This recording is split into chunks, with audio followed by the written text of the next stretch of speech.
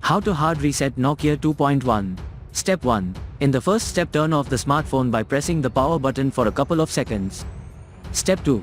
Then connect your Nokia 2.1 with micro USB cable plugged into PC, laptop or charger. Step 3. Wait until you see charging indicator, battery with percentage symbol on screen.